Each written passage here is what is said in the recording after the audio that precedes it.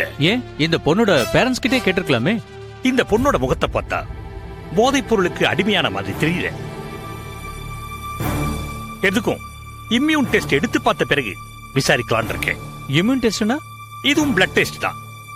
போதை மருந்து, மது, புகையில இந்த மாதிரி பழக்கங்களுக்கு உட்பட்டவங்களை இந்த மாதிரி டெஸ்டுக்கு உட்படுத்தி பார்த்தோம்னா அவங்களுடைய பிளட் கவுண்ட்ஸ், ஹீமோகுளோபின் அளவு, ஆர்பிசி, டபிள்யூபிசி போன்ற விவரங்கள்லாம் துல்லியமா கிடைக்கும்.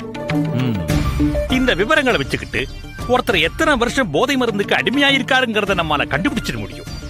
அப்படி எடுத்து பார்த்ததுல இந்த பொண்ணு கண்டிப்பா போதை மருந்துக்கு அடிமையானவ கிடையாதுங்கிற என்னுடைய டவுட் கிளியர் ஆயிடுச்சு. வலுக்கட்டாயமா இவளுக்கு யாரோ போதை மருந்து கொடுத்திருக்காங்க. அது யாருங்கிறதுக்கான விடைதான் எனக்கு கண்டிப்பா தெரிஞ்சாகணும். இப்ப விட தெரிஞ்சு என்ன பிரயோஜனம்?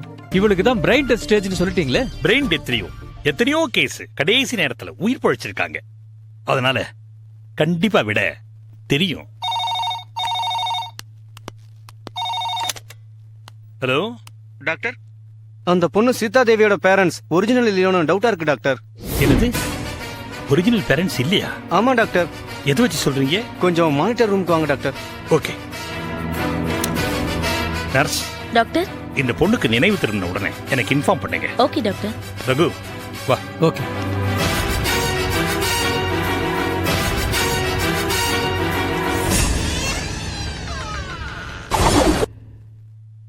சார்,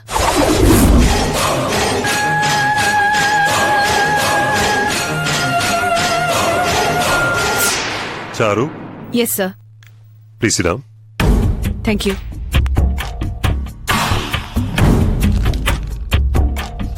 உங்களுக்கு காமிக்கிறதுக்காக $1 million குற்றம்னு ஒரு குறும்படம் என்கிட்ட இருக்கு.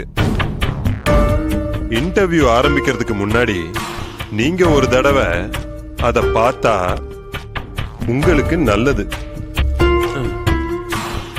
Thank you sir. இதுக்கு என்ன அர்த்தம்? இவ்ளோ டீடைலா படிச்சீங்களே சார். இனிமே இத பத்தி நான் சொல்றதை விட நீங்க பாக்குறது தான் நல்லது. என்ன பார்க்கணும்? உங்களை சம்பந்தப்படுத்தின வீடியோவை.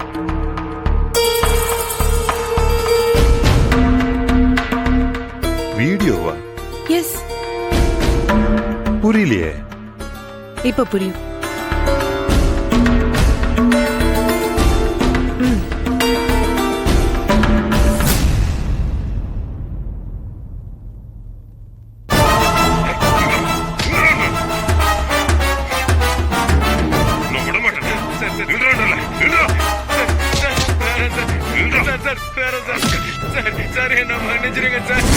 நீ நடுங்கி பயப்பட மாதிரியான ஆக்டிங்க பார்த்தா உன்னை மன்னிச்சு விட்டுறலான்னு தான் தோணுது.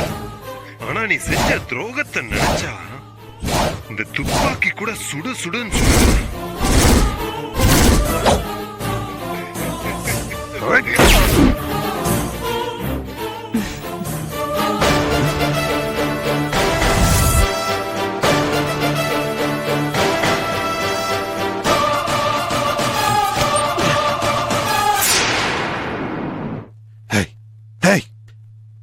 யார் நீ? Cool down mister Shankar. இப்ப என்ன ஆச்சுன்னு இப்படி பதட்டப்படுறீங்க? ஒரு கொலையை பண்ணும்போது ஜாக்கிரதையா இருக்க வேண்டாமா? பாருங்க, ஆடியோவோட வீடியோவும் பக்கா குவாலிட்டியோட ஷூட் பண்றது கூட தெரியாம நீங்க சுட்டுட்டு இருக்கீங்க. யார் இதை எடுத்தா? யார் எடுத்தா என்ன சார்? இப்போ இது என்கிட்ட இருக்கு. என் செல்போன்ல வீடியோவா இருக்கிறத தைரியமா நான் உங்ககிட்ட கொடுத்திருக்கேன். என்ன சார் பாக்குறீங்க? இந்த போனை இப்ப நீங்க என்ன வேணாலும் பண்ணலாம். கால்ல போட்டு மிதிக்கலாம், மெமரி கார்டு எடுத்து உங்க சிகரெட் லைட்டரால நீங்க பொசுக்கிடலாம். ஆனா அதுல இருக்கிற வீடியோ காட்சிகள் எல்லாமே காப்பி செய்யப்பட்டதுதான். ஒரிஜினல் அமைதியா ஒரு இடத்துல இருக்கு. இந்த விஷயத்த நான் போலீஸ் கிட்ட கொண்டு போகணுமா வேணாமான்றத நீங்க தான் டிசைட் பண்ணணும்.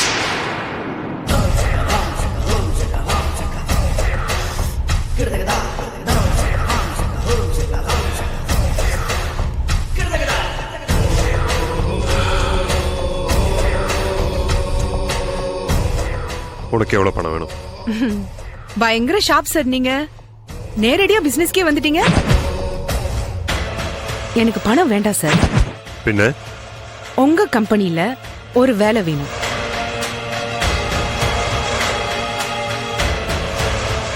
வேலையா? ஆமா சார். என்னடா லட்சக்கணக்குல பணம் கேட்காம வேலை வேணும்னு கேக்குறான்னு பாக்குறீங்களா? லட்சக்கணக்குல பணத்தை கேட்டா நீங்க கொடுத்துருவீங்க. நான் அதை வாங்கி எந்த கணக்குல காட்டி நான் பேங்க்ல போடுறது சொல்லுங்க. என்னோட அப்பா ஒரு சாதாரண கிளர்க்கா இருந்து ரிட்டையர் ஆயிட்டாரு. ஒரே ராத்திரியில நான் பணக்காரி ஆகுறத விட உங்க கம்பெனில ஒரு நல்ல வேலை போட்டு கொடுத்தீங்கன்னா அது எனக்கு ரொம்ப உதவியா இருக்கும். நான் எம்எஸ்சி ஐடி முடிச்சிருக்கேன். யூனிவர்சிட்டி ரேங்க் சர்டிபிகேட்ஸ் எல்லாம் கொண்டு வந்திருக்கேன்.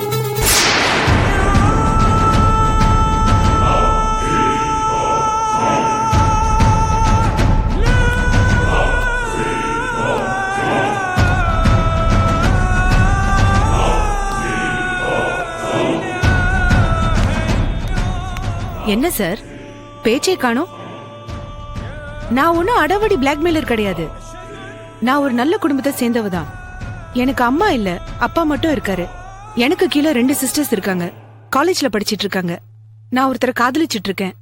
அவர் ஒரு சிவில் ஒர்க்ஸ் கம்பெனில வேலை பாக்குறாரு. அப்பாவால எங்களுக்கு கல்யாணம் பண்ணி வைக்க முடியாது. எல்லாத்தையும் நான் தான் பண்ணி ஆகணும். அதுக்கு எனக்கு ஒரு சோர்ஸ் வேணும். இந்த கம்பெனில எனக்கு மாசம் ஒரு 75 இல்ல 80,000 சம்பளம் கிடைச்சதுன்னா எனக்கு ரொம்ப வசதியா இருக்கும். நீங்க எனக்கு தரப்போற வேலை ஃபேக்கல்டி சம்பந்தமா இருக்கணும். வீட்டு லோன், மேரேஜ் லோன் எது கேட்டாலும் எனக்கு உடனடியா சாங்ஷன் ஆகும். கம்பெனில லோன் வாங்கியே என் சிஸ்டர்ஸ் கல்யாணத்தெல்லாம் முடிச்சிருவேன். ஒரு வீட்டையும் கட்டிடுவேன். என் முன்னேற்றம் இப்படி இருந்தாதான் யாருக்கும் எந்த சந்தேகமும் வராது. அதுக்குதான் ஒரு வேலையை கேட்டேன்.